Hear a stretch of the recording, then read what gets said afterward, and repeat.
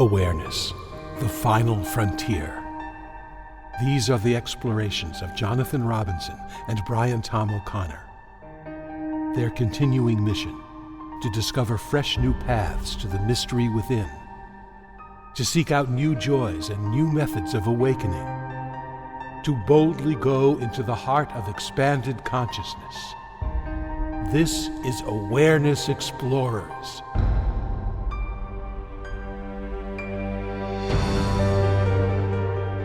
Good afternoon, good evening, good morning from the explorers of the inner realms. This is Jonathan Robinson, and I'm with my trusty co-host, Brian Tom O'Connor. And I always like exploring with you. It's kind of, this podcast is a little different than a lot of podcasts in that we get to listen to it ourselves and explore ourselves. So whenever we bring up a topic, we're just trying to go deeper into it and see what's there and what we can learn. And I hope our blabbing and our words help you to explore these topics as well. Sometimes we surprise ourselves and say things that are incredibly wise. And I say, who said that? I gotta remember that one. Hopefully that'll happen today. Anyways, today we're talking about 3 approaches to happiness. And happiness is a topic close to my heart because I've written 4 books about it. And I made it my lifelong goal after being a suicidally depressed teenager to figure out a way to be happy. And I'm pretty well there. I feel pretty good about life. And I know, Brian, you experience a lot of depression in your life as well. So I think we both have some experiential things we can say about this topic. But when I mention 3 approaches to happiness, what shows up for you? Well, it's true what you said about the experience of happiness and having been depressed. And I make no spiritual claims other than being like 300% happier than I used to be. Yeah. But when you talk about the 3 approaches to happiness, probably I'm going to be the type, being a little bit of a purist, to focus on one of those approaches, which is the inner approach. Because to me, the big discovery is that happiness isn't something that you achieve or that you obtain from somewhere else. It's something you uncover. It's already there. I think it's our basic nature, but it's obscured by thinking, which creates a veil of past and future that just covers up the simple joy of being awareness. Mm-hmm. I always like that you're the purist, so I don't have to play that side of the game. And I can go off into rebel territory and say, that's full of crap. No, it's not full of crap, obviously. But though I do want to make some distinctions, we'll call the 3 approaches what you just mentioned, awakening or being aware of your true nature. And it's largely what this podcast is about. And our listeners certainly are at least familiar with that approach and hopefully have had increasing success at it. So I want to also mention the 2 other approaches and what the relationship is between these 3 approaches. So I'll call the other 2 approaches to happiness. One would be the external approach, which is what you learn in the world. Try to get all the people and situations in your life to be the way you want. And then if you're not too exhausted after doing that, you'll be happy. And that's what we're taught in America and around the world. That's, the one that everybody is brainwashed to believe. And some people, they get money or health or a nice relationship, and they are relatively happy because things are going the way they want. And then life happens, or a pandemic happens, or a health issue happens. And the problem with the external approach is that it's just not that reliable. And even if you get everything, take, I don't like to necessarily put people down, but like our president, Donald Trump, is a billionaire and president. So he pretty much has, a lot of what he wants. but he is not the poster boy of joy, love, peace, and ecstasy. Nope, he's not. I think that's fair to say, even if we have Trump supporters listening, that he does not look that happy. Correct. So the external approach can only get you so far. But, I've written 4 books about happiness. And one of the things I mentioned is that if you're really poor, the smartest thing you can do to be happier is to get some money. Because going from poverty to middle class boosts your level of well-being quite a bit. So I think that there's a best practices of which approach to work on when. So if you're dirt poor, my prayer for you is that you do not become dirt poor, and that will boost your happiness a lot. Now, most of our listeners are not in that position. Besides the external approach, though, there's also what could be called the psychological approach. And being a psychotherapist that has studied positive psychology, I am also an advocate of that. So what are your thoughts about positive psychology? Oh, I think positive psychology is wonderful. I've read a lot of books on it, and I do think that it's not completely black and white.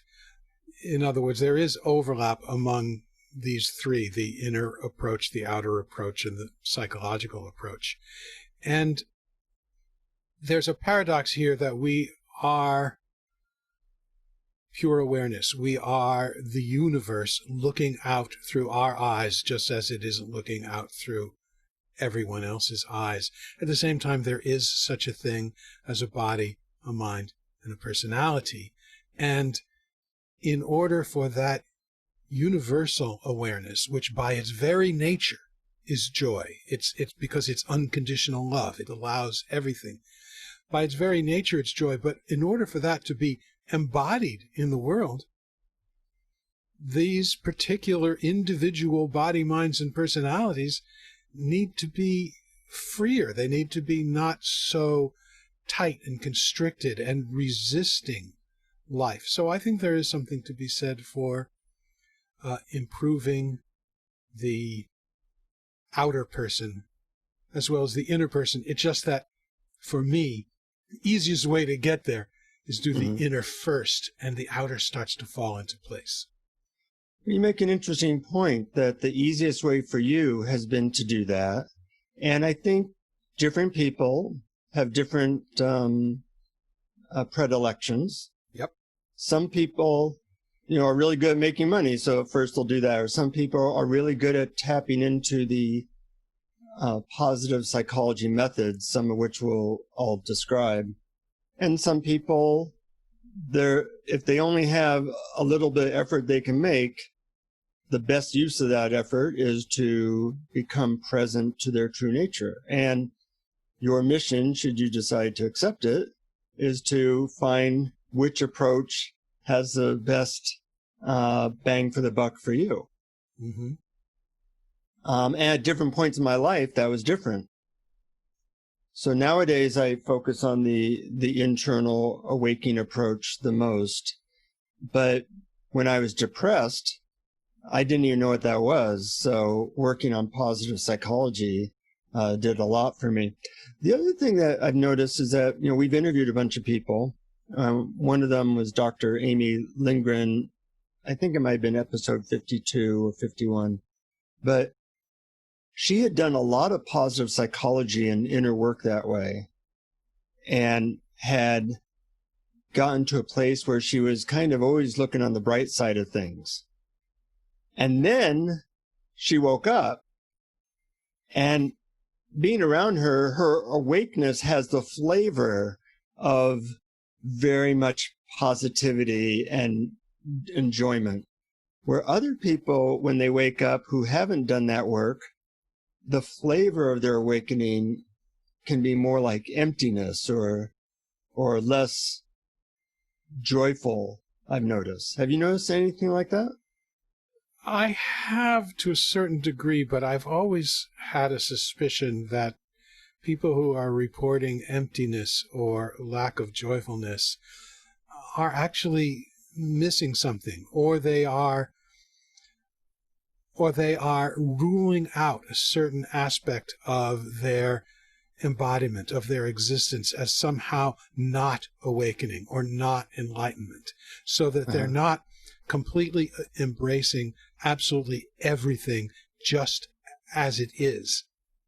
Because most of the people I talk to that I consider spiritually awake are delightful, joyful, humorous, funny, lovely, warm-hearted people who enjoy life. And those are the people that, maybe it's just because I'm gravitated to those people and I admire them, but I can't think of anyone that I really consider to be awake who is not happy and joyful. I can. Okay. Where I wouldn't say they're not happy or joyful. I'd say that they're the preponderance of what I feel from them might be peace, or with somebody else, the preponderance of what I might feel from them might be love, and some people more joy. So I think the inner work we do in our psychology before or during our awakening actually affects the flavor of what we experience when we awaken. Yes, that could very well be true. And I also am glad that you brought in peace and love, because it's not necessarily a bubbling, smiling all the time thing that I'm talking about when we talk about happiness. It could really mean a deep quiet, a sense of peace, a sense of love and compassion as well, which doesn't necessarily mean that you're smiling all the time. And as a matter of fact, when we talk about happiness, we really have to talk about how we define happiness, because a lot of people define happiness as a particular mood that you're in. In other words, he's in a happy mood, meaning he's jolly, smiling, or laughing. And often that is associated with particular events, things that are happening, or things that you get. And I'm talking about a different definition of happiness. I'm talking about uncaused happiness, happiness for no reason, the happiness that is deep in our actual very nature. And the reason it's deep in our nature is because it is not veiled or caught up in obsession with the past and obsession with the future. It's, this is now, and this is now, and it is okay. So there isn't an argument. There isn't last episode, Michael Lauton said, there isn't an adversarial relationship with your experience. Yeah, that's a great definition. So that's one approach. Yeah. Let's talk a little bit about the psychological approach. Okay. You know, some people have studied happiness a lot, and actually I have too. And they said the normal psychological approach to happiness involves 5 ingredients. Like if you're baking a cake, you know, you want yeast, you want sugar, you want flour. Well, the 5 ingredients of psychological well-being are having pleasure in your life. You know, it might be food or sex or whatever. Another aspect is having good relationships. Another aspect is having a sense of meaning or purpose. Another aspect is having a sense of accomplishment. Another aspect is having activities in which you lose yourself in, like sports or fun things you do, which they call engagement. And they use the acronym PERMA, P for pleasure, E for engagement, R for relationships, M for meaning, A for accomplishment. And interestingly enough, just like trying to have glimpses of awakening, it's possible to work on these 5 things and increase your well-being. Just like it's possible to, work on a business and increase your income. And they didn't know how easy it was until just a few years ago that you can dramatically increase somebody's sense of well-being on this psychological level by doing certain tasks. And in fact, I have a 30-day course for doing this called Deeper Happiness. And people do one of these tasks for 2 minutes a day for 30 days. And people get a lot happier. And I usually don't do commercials, but if you want to find out about it, it's at findinghappiness.com/deeper happiness. findinghappiness.com/deeper happiness. And it describes the course and what it does. And I take it like once a year just because it really boosts, how I feel. So what I find interesting is there a relationship between that psychological feeling good about yourself and your life, having meaning, purpose, relationships, and awakening, or are they like two totally different tracks that really have almost no relationship to each other? I don't think they're totally different tracks that have no relationship with each other. It's just that I tend to be on the side that those things, come naturally when we have shifted our attention from the insistence of finding happiness in manipulating our experience. And when we drop that and simply know ourselves as that in which all experience appears. But of course, again, this is for me. This is what worked for me. On the other hand, all of those things absolutely do increase well-being of the individual. So there can be a give and take. Yeah. There can be a two-way street, a two-way stream between universal consciousness and the individual embodiment of it. Normally, there's just a one-way stream.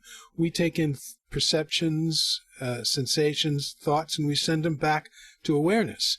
And when we quiet that obsession with past and future, that thinking, there becomes a two-way street, and the joy that is natural in universal awareness can start flowing through into the individual person and become embodied in the world. Mm-hmm. Yeah. And there's one more thing. Oh, I'm sorry. Okay. There was just one more thing I wanted to add to your to the psychological approach. I would say go for psychological well-being and add one more thing, which we talked about in our episode on depression. It's that have your emotions. Find a way to have them and see how much you can drop the strategy to prevent having your emotions. Because the paradox is that you can be happy when you're sad. Mm-hmm. Yeah, especially if you're not resisting your experience. Right. And all it is noticing what inside is already happy when it's not obscured, when it's not covered up by pasting and futuring. Yeah. Well, what were you going to say? We'll see if I can remember. I'm sorry about that. Well, I think the relationship between psychological happiness and awakening is actually very complex and different for different people. You look at somebody like Eckhart Tolle or Byron Katie, they woke up out of their total desperation and depression. Mm-hmm. So that would say, well, they're not related in a certain way. In fact, maybe being incredibly depressed is actually useful for awakening. But for most people I know, I think of it as a thermometer. At 100 degrees, you awaken. And as you go from depressed, which is like cold and 10 degrees, you get to happier and happier, more balance. You get to 80, 90 degrees. And when you hit 100, you then you're more awake. And that would be like a vibrational approach to looking at it. And I don't think there's one model that works for everybody, but I see that a lot of awake people kind of hit the end of psychological well-being, and then they said, is there anything more out there? And when they, from that good place, started to practice meditation and some of the things we talked about, it extended it into an even newer realm. Right. So let's say that they can really support each other, like your analogy of the two wings. Yeah, right. And I find, I took this course called the Finder's Course and have hung around a lot of the people in it. And the leader of the course, Jeffrey Martin, says that they do support each other. And in fact, a fair amount of the Finder's Course is doing these psychological positive psychology things for the first 3 or 4 weeks, because he thinks that does help people then when they do these other practices that are more based on awareness, that people have an easier time waking up. And also, if they have a hard time, if they have challenges, they can kind of fall back on this solid, stable mental and emotional well-being. Yeah. Can you think of any examples of some of those techniques or practices? Yeah, well, like one of the most standard ones would be think of several things you're grateful for each morning. Or get clear on what your intention is for the day. Like you want to wake up or you want to be joyful. Just get clear, hey, I want to be joyful today. Or connect with someone deeply and tell them what you appreciate about them. These are all things that make you feel good in life, in an external way. So those are examples that lead to both well-being and might help people to wake up because it brings them closer to that higher vibration. When we were discussing this earlier, Brian, we were trying to determine what's the relationship between well-being and awakening. And I made the joke, well, what's the relationship between tomatoes and awakening? There might be a relationship. It's not direct, though. If you eat more tomatoes, you might awaken or you might not. So it's not a simple relationship. But I think when people do a fair amount of psychological work, it also makes whatever awakening they have more stable.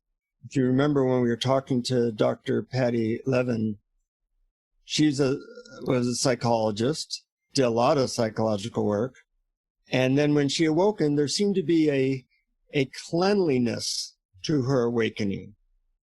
A purity that I don't see in everybody who says that they're awake. Like there's not a lot of stuff in the background causing her trouble.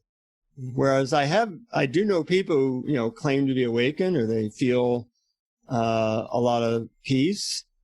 And yet I get the sense that there's a lot of shadow stuff running beneath the surface. You get these gurus that they're awakened and then they have sex with 20 of their students. And you think, well, that probably wasn't helpful. Right. Well, I totally agree with you and can really relate to that as well, because I really felt that my psychological work, because I did a lot before being involved in non-dual spirituality, and I think that it really, really did help the after phase. But on the other hand, I still have tons of little neuroses and phobias and shortcomings and failings and stuff. And there's a certain sense that if I wanted to fix all of that stuff before I can be happy, I'm going to be rearranging deck chairs on the Titanic forever. And Yeah. that there is something that is already here, despite your neuroses, despite your obsessions, despite your shortcomings and failings. And there's something that's stable, that's already happy, that's already aware, that when you tap into it, it sends its perfume of joy and happiness even when you're feeling neurotic or even when you're involved in obsessive thought. So there isn't this sense, oh my God, I will not be happy until I fix my psychological self. That's huge. When that goes away, it's such an incredible relief. And it doesn't mean that you're never in a bad mood. It doesn't mean you never get angry when you shouldn't. It means that you always know there's something reliable there that you can always tap into. And it becomes a habit, and it starts to pervade your entire life and existence. Well said. And it made me think, like, where is the best place for our energy at this point? You know, because if you have no money, probably your best use of your energy, so you don't starve or you don't get cold, is to put your energy towards the external so that you can take care of your body and such. And then, but once you've done that, if you keep doing that as the major focus, you start to lose the bang for your buck. It's like the first slice of pizza you eat when you're hungry is fantastic. The second slice is pretty good. The third slice is not bad. The 20th slice is not helping you. That's right. Absolutely. Absolutely.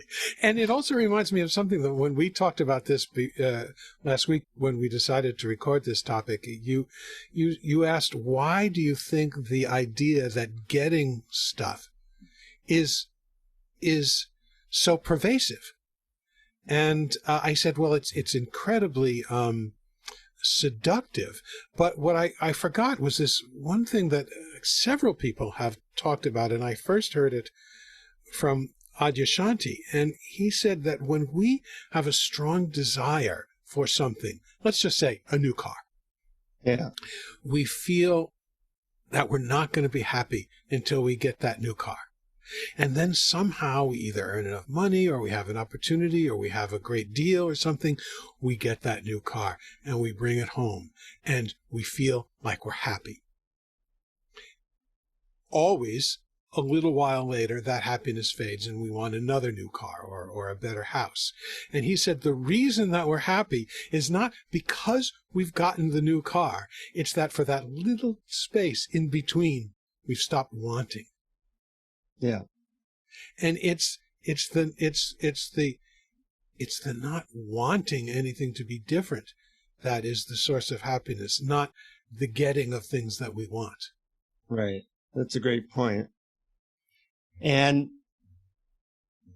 going back to my point of the balance between these three.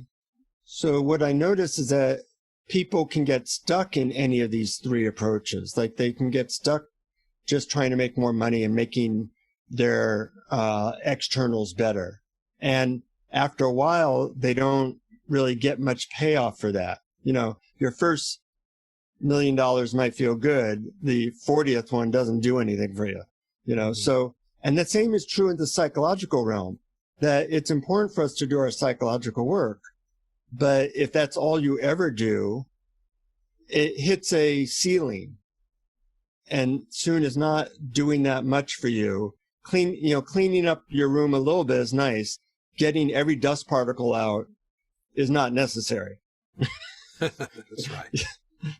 And then I also see that people can focus on the awakeness too much, meaning that they use it as a way of avoiding their humanity and their psychology and relationships and stuff, and they use it as a defense from the external or the psychological. So I think really knowing which of those three is going to be most useful for you at this time, and knowing when it's time to focus less on one and more on another to give you the most growth is really a subject that we never really talk about, but I think it's an important part of evolving as a human being.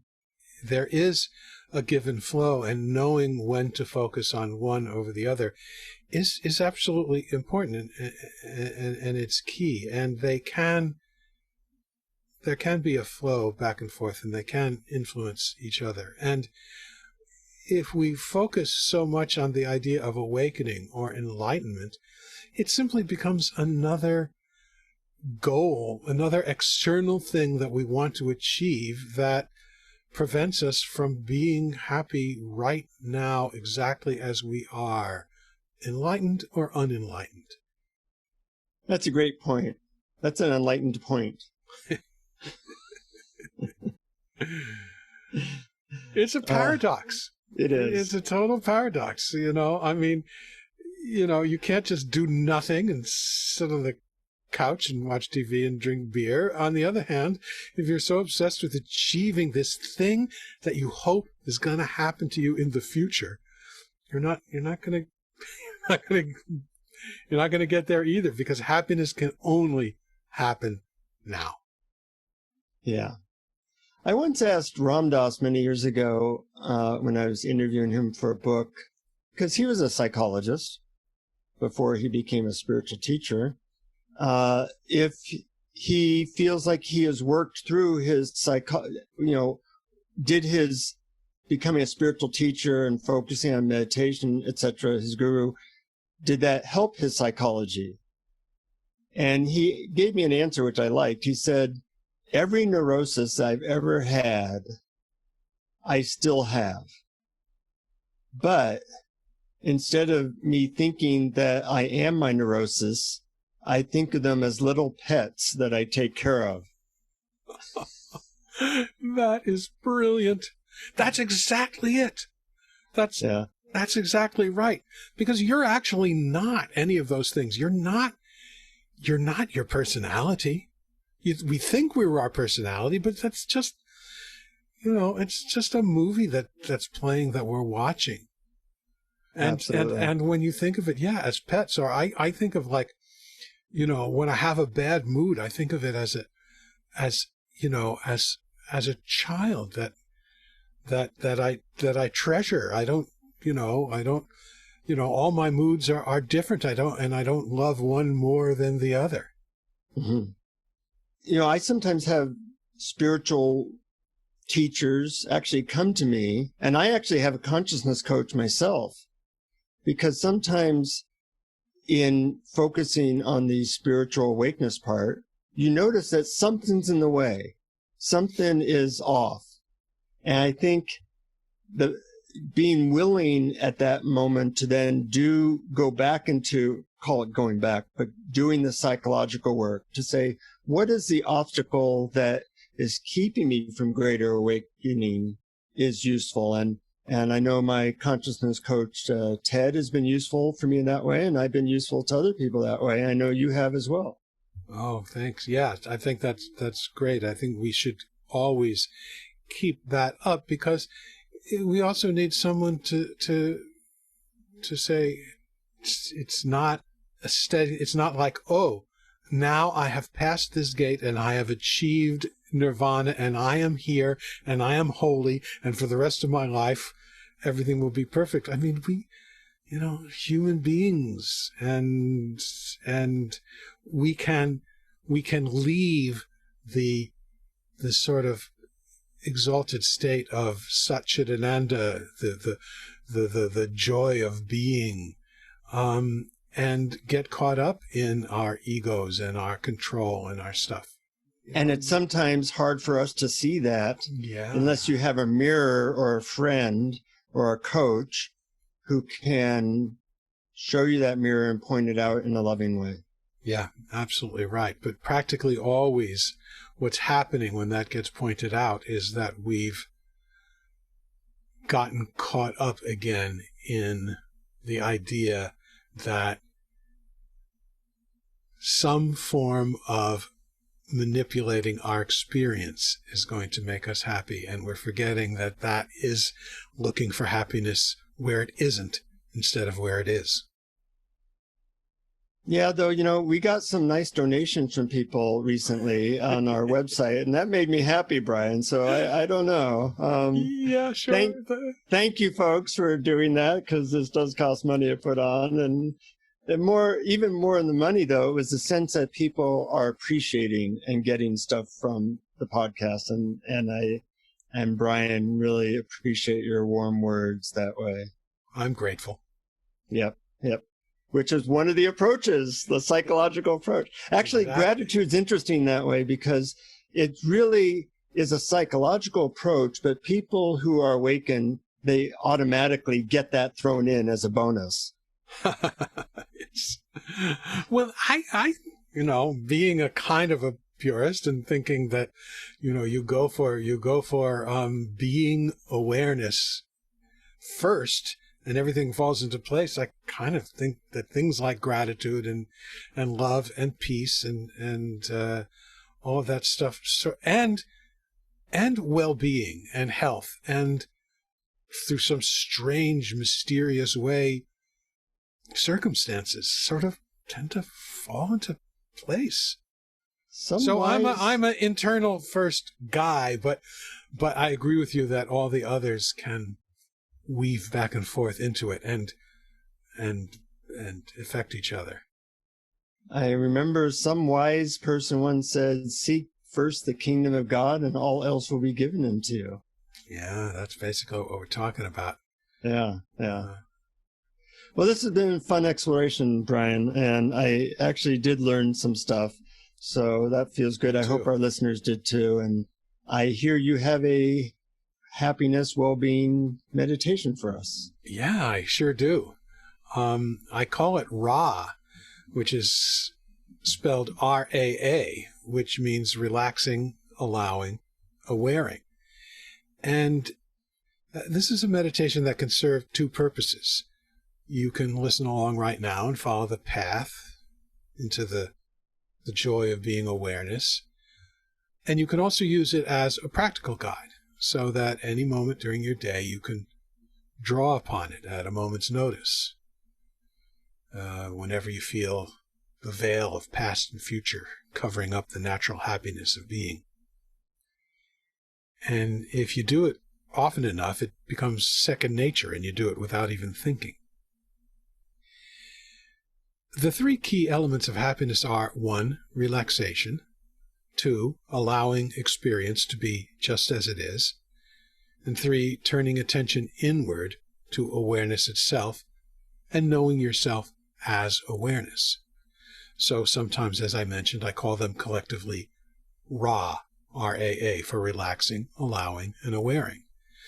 So the practice is, whenever you feel anxious or overwhelmed or anything you'd rather not be feeling, just remember relaxing, allowing, awareing. And relaxing means checking your body to see if there's any clutching or holding or tension, and take a breath. Allowing means just for a moment, asking if you can allow the feeling to be here. Just acknowledge that it's present. And awareing means noticing that clear, empty field in which the feelings appear, and in which everything else appears, and which is already present and is already allowing, because that's its nature. And being that knowingly. If you try this often enough, pretty soon you'll be able to simply say "Ra," and all of that will just happen together. So let's go into each step just a little bit more fully. So 1, relaxing. Check your body to see if there's any clutching or holding or tension. Then take a breath.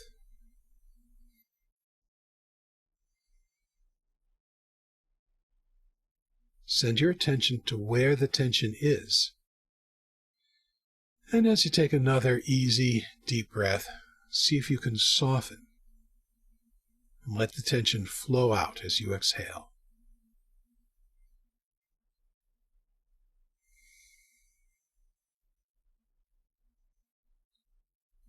2 is allowing. Once you're physically relaxed, the next step in awareness exploration is to allow everything to be as it is, just for now. What does it mean to allow everything to be as it is? Does it mean that I should never say anything when I see injustice? Does it mean I should never attempt to approve myself or the world? Does it mean resigning myself to fate? No, that's past and future stuff. I'm just talking about now, just while you're sitting here, just for the duration of the current meditation. Ask yourself these questions. Just for now, can I allow whatever I'm feeling to be here without a strategy to change it?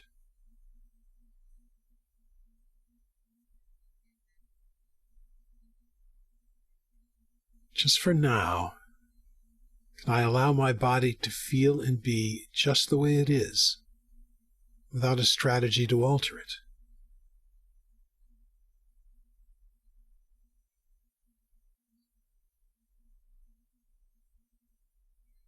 Just for now, can I allow my personality to be just the way it is, without a strategy to improve it?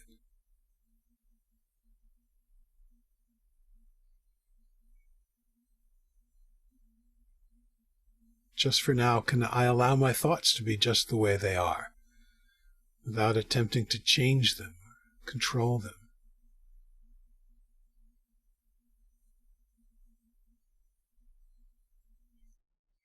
Just for now, can I allow the world to be just the way it is, without a strategy to fix it?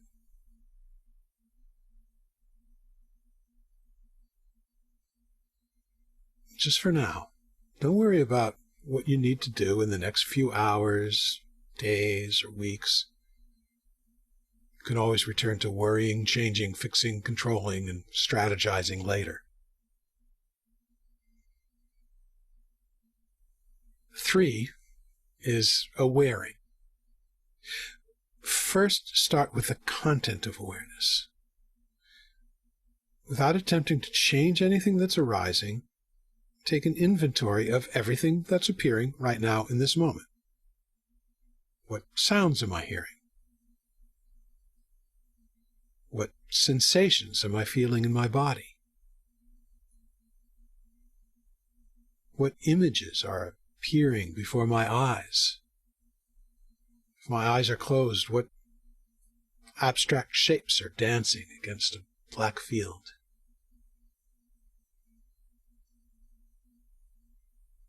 What thoughts are flowing through my mind? What feelings or emotions are flowing through my body?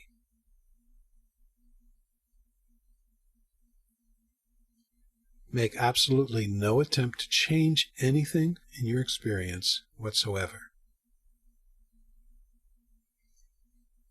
Next, ask yourself, what are all these appearing in or appearing to? What is the silence that sounds appear in?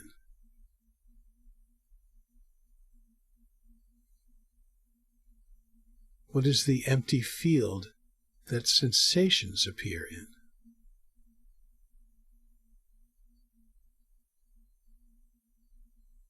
What's the blank page that thoughts are written on?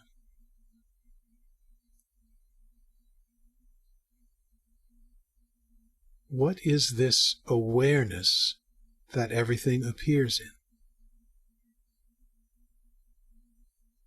Does it have any qualities of its own? Has it been there all my life? Does it have any limits?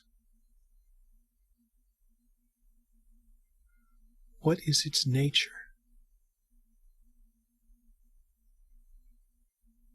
Third, ask yourself, what is aware?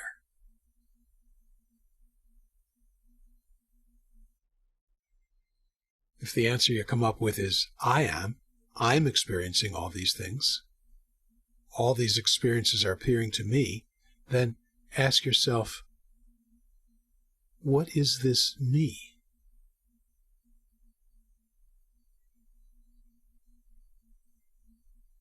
Is it my body? Well, maybe. But I notice that I have a body. I can experience my body. Who experiences it?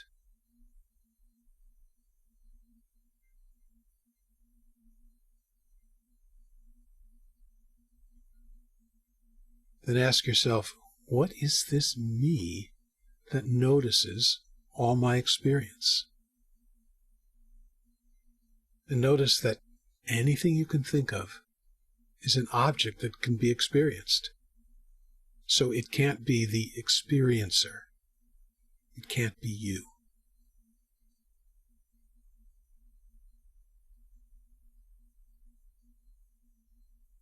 Who are you?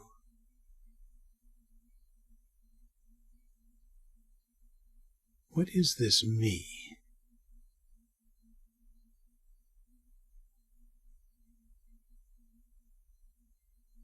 And does this experiencer experience everything? Does awareness allow everything in awareness to be there without any effort on your part to allow?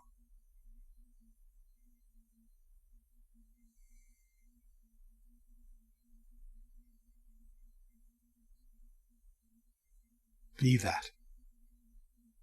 Be that open, allowing, choiceless, clear awareness that's already there. You don't have to create it. You don't have to go there. You don't have to bring it to you. You just notice that it's there. It always was there. It'll always be there.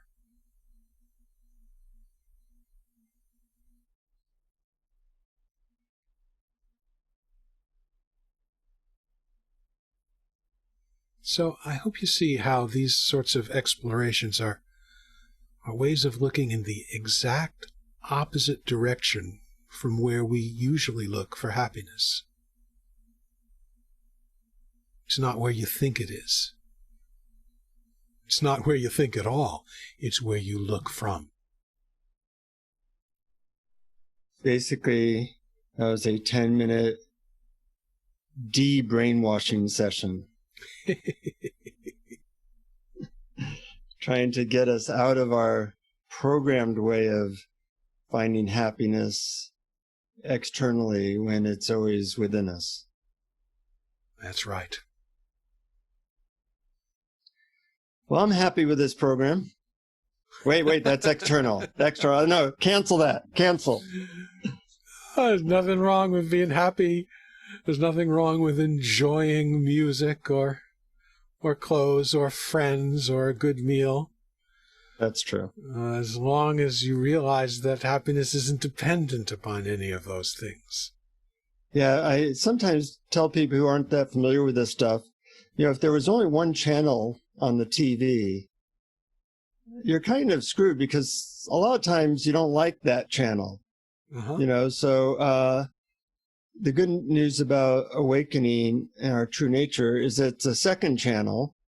It's always playing something you like. And if channel 2 isn't working for you, you can always flip back to channel 1. Channel 1. I love that. Oh, that's what we should call our podcast. Channel 1. Channel oneness. Maybe. Great. Well, thank you, listeners. Feel free to tell people about our podcasts. All the meditations on our website, awarenessexplorers.com, are free. And during this time of high stress, people could really use a little bit of peace. Mm-hmm. And we are both grateful that you tune in and listen, so we get to share what we have learned from others as well. Till next time, yes. Be happy, be well, and keep exploring. Keep exploring. Thank you for listening to Awareness Explorers. To learn more, you can check out our website at awarenessexplorers.com. Please subscribe to our podcast on iTunes, Google Play, or your favorite podcast app. And we'd love it if you would post a review. And please share our link on Facebook and with family and friends, because knowing yourself as awareness is the greatest gift you can give yourself or someone you love.